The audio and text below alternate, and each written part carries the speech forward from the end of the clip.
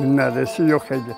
Türkiye kakota yaptılar böyle bir yüksek bir yer ezan okumaya.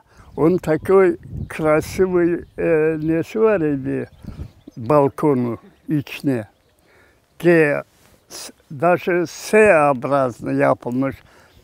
По стену поворачивается стена и обратно стена. Sayaklara. Eğer sayaklar gelse camiye, это не запрещено, только onda yukarı çıkıp namaz kılarlar. Покрашено красивый idi. Ну, красота ничего не осталось.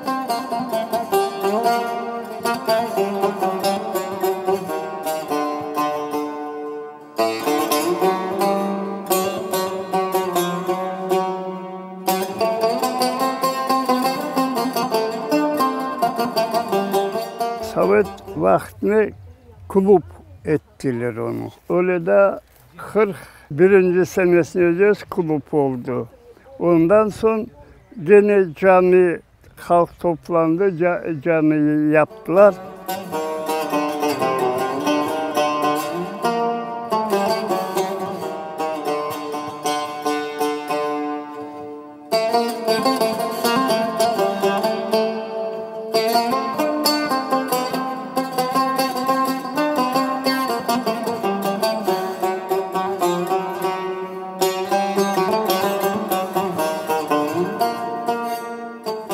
Benim постоянно düşüncem caminin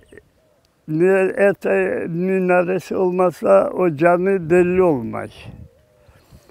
Son bunda bir alaka var idi. O alacak oldu boyuna minaresini yapmaya. O da çok varmadı, zavallı oldu. Türklerin lahırd etti de razı oldular Ecevit'e gelip yapmaya. Minareyi öyle de yapılmadı kaldı. Şimdi abraşatsa bir kimse kulak asmıyor.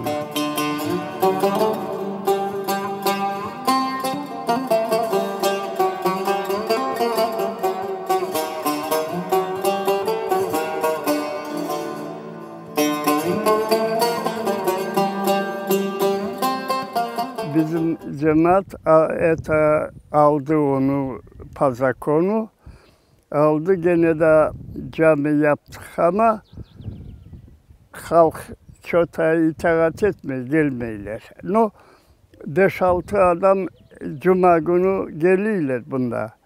Namaz kılaylar, bayram günleri biz zaten hep halk geliyor. No, başka günler herkes çalışıyor, kulak asmıyor.